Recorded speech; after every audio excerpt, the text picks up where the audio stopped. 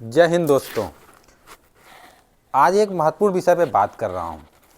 उत्तर प्रदेश में यूपीपी की भर्ती आई है 60,244 जो उत्तर प्रदेश सरकार की तरफ से निकाली गई वैकेंसी है।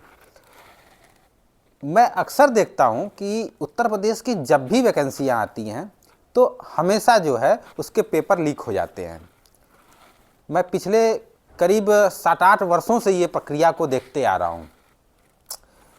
अब ज़रूरी इस विषय पे बात करना ये हो गया है कि आज के नौजवान किसी कोचिंग संस्था या जो शहर में रह के इंडिविजुअल होके जो पढ़ाई कर रहे हैं और उनका समय जो इतना जो नुकसान हो रहा है, क्या सरकारें उनके समय की कीमत नहीं समझ पा रही हैं? इस विषय पे बात करना मैं चाह रहा हूँ आप सभी लोगों से। जब यूपीपी की वैकेंसी निकली थी तो लगा कि काफ़ी समय के बाद उत्तर प्रदेश में एक बड़ा वैकेंसी निकला है और जिसमें तमाम नौजवान युवाओं को जो रोजगार का अवसर प्रदान होगा। हम भी कई हमारे मित्र साथी जो यूपीपी में भरे हैं, अनुज जो है वो काफ़ी मेहनत कर रहे थे, लेकिन जब पेपर प्रक्रिया होने के बाद तमाम विपक्ष की सरकारें, तमाम युवा नौजवान लोग जो है ये आरोप लगाए कि पेपर लीक हो गई। मैं उन दिनों तक खामोश बैठा था और विचार कर रहा था कि इतनी सख्त कार्रवाई, इतनी सख्त प्रशासन होने के बावजूद भी क्या वाकई में पेपर लीक हो गया है? क्या उन युवाओं के साथ वाकई में जो है सरकार बिल्कुल उनके साथ नहीं खड़ी है?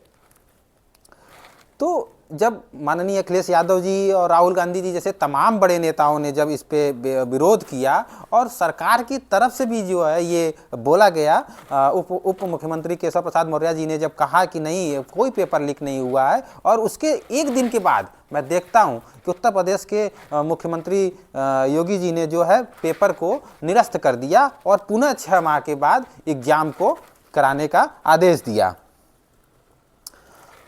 अब इसमें काफ़ी नौजवान लोग जो है, काफ़ी पक्ष और काफ़ी विपक्ष के लोग जो है अपनी अपनी राजनीति रोटियां सेक रहे हैं। मैं किसी राजनीति विषय पे बात नहीं कर रहा हूं, मैं उन नौजवानों के विषय पे बात कर रहा हूं, उन युवाओं के साथ पे बात कर रहा हूं जिनका समय नुकसान हुआ, जिनके पैसे नुकसान हुए, जिनका धैर्य नुकसान हो रहा है, जिनके अंदर का सामर्थ्य नुकसान हो रहा है। उस पर सरकार क्या एक्शन ले रही है?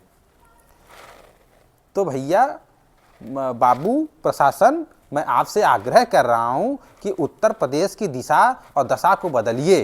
ये युवाओं का चुनौती है। आपका जब भी कोई वैकेंसी आता है, आप जब भी कोई भर्तियां करवाते हैं, वो हमेशा या तो परीक्षा पेपर लीक हो जाएगा और या तो वो भर्ती पहले हाई कोर्ट में जाएगा, सुप्रीम कोर्ट में जाएगा, उसके बाद जो है आपका वैकेंसी होता है। आपने टीजीटी पीजीटी का फॉर्म 2 साल पहले निकाला था, वो फॉर्म भरवा दिया, लेकिन आज तक आप परीक्षाएं नहीं करा पाए। आप युवाओं को हर साल आपने एक नया लगा दिया, पेट का एग्जाम करवाएंगे और पर रोजगार नहीं देंगे आप। तो भैया आप अपनी जो है आर्थिक व्यवस्था बढ़ाइए। इस पर हम विचार नहीं कर, इस पर हम बात नहीं कर रहे हैं, लेकिन युवाओं के साथ खड़े रहिए, क्योंकि युवा इस देश के ताकत हैं और युवा इस देश के ही कल हैं।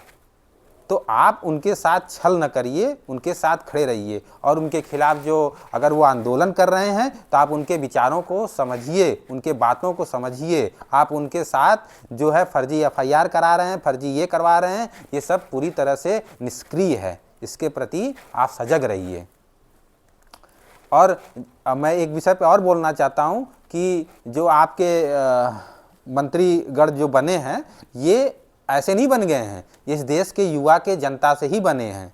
और जब चुनाव आता है तो ये ही नेता जो है जनता के बीच में आते हैं और जनता से जो है ना, जनता की तकलीफ सुनते हैं, उसके बाद ये भूल जाते हैं। तो ये समय गुजर गया। आज की युवा शिक्षा को महत्व समझ रही है, आज की युवा रोजगार के लिए शिक्षा को महत्व समझ रही है। सिर्फ रोजी रोटी कपड़ा के साथ साथ सरकार का महत्वपूर्ण काम है कि उसकी शिक्षा पर कितना होना चाहिए। तो मैं उत्तर प्रदेश की प्रशासन और उत्तर प्रदेश की सत्ता के तमाम बड़े मंत्रीगण से आग्रह कर रहा हूं कि इस तरह की घटनाएं, जो आप वैकेंसी निकालने पर आपके पेपर लीक हो जाते हैं, उत्तर प्रदेश की दिशा दशा हर जगह जो है निष्क्रिय हो रही है।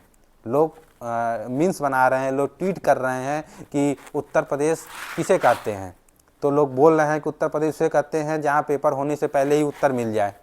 इस तरह की बात को आप सजग रहिए, इस बात को आप सुनिए, इस बात को आप समझिए। युवाओं और नौजवानों के साथ छल कपट मत करिए, उनके साथ खड़े रहिए, उनके आत्म सम्मान को ठेस मत पहुंचाइए। और अगर आपके जगह रिक्त पदों पर खाली वैकेंसियां हैं तो उन पे आप निकालिए और उन युवाओं को मौका दीजिए। धन्यवाद।